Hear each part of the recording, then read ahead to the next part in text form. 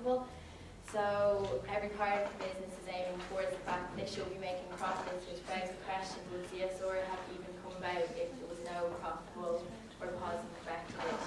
And we have the studies to show, just as you have the studies to show your side of the argument, that they do benefit, and it is a very effective marketing tool.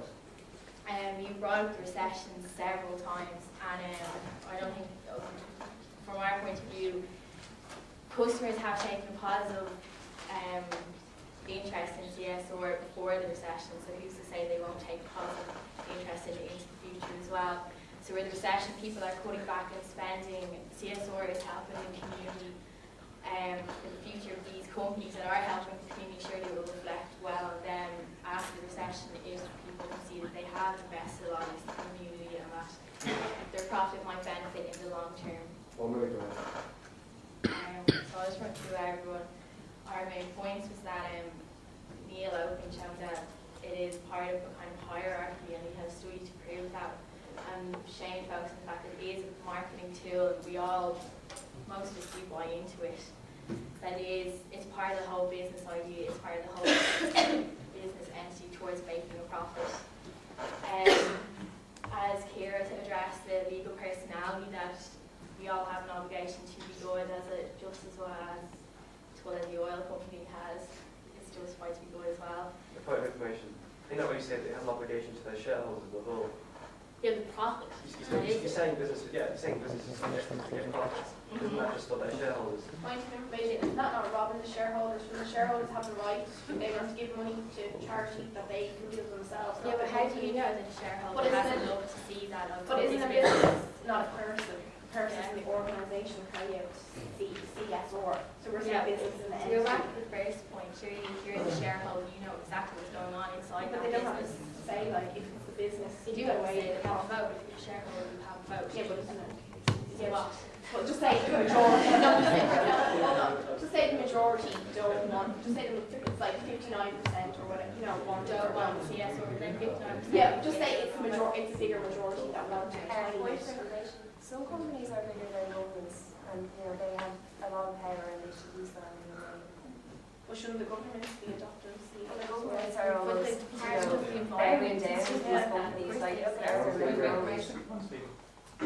surely it's the government's responsibility, not the company. The company is there again to just make profit. Shareholders invest to make profit, so surely it's the government's responsibility to carry out the companies are more powerful than divisions. There's more disposable income than the government. You can see at the moment that the government's strapped for cash. Yeah, and that businesses these days in the recession as well. So and there's ripple effects through the world. So if the government's strapped for cash, surely businesses should make more profits.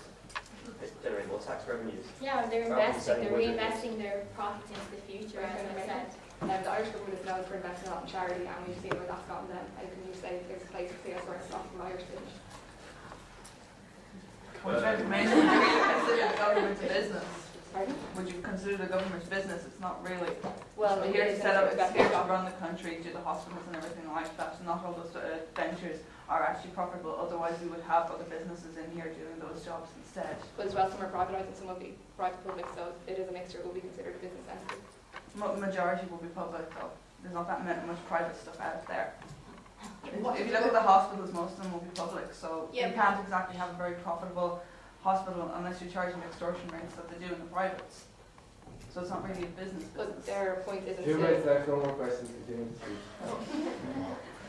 Just to note that then Deirdre had evidence to show that consumers want companies being committed to CSR, and my final argument was just that it is part of the business plan. It wouldn't be there. It was devised by business people. It originated through business studies, and it wouldn't be there if it didn't have a positive effect on the profits and on the firm. And through the recession, CSR will thrive in profitable Irish firms. Hey girl, it's easy to love me now. Would you love me if I was down and out? Would you still have love for me? Okay, I just have a question for the people who are for the motion. So Margot doesn't want say that it's not financially viable to do corporate social responsibility, but that all companies should adopt it anyway because there are other benefits to it. So do you not think that like the idea of customer retention is a huge part of corporate social responsibility, and especially during the recession, times, you need to keep a loyal customer base. Do you not think it's necessary to adopt, not even adopt a strategy now in a recession, but to keep it, you know, in the fore of your company, so you have the customer base during a recession? Like. Oh, Kelly, what's your name? Sarah. I know, Marie.